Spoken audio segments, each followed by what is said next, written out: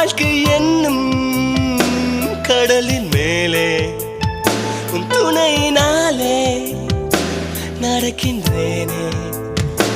கையை விட்டால் நான் முழுக மாட்டேனோ, அலைகள் மத்தியில் நான் அமிழ மாட்டேனோ. பயமா இருக்குப்பா, என்ன வந்து தூக்குங்க. நீரில்லாத ஒரு நொடியும்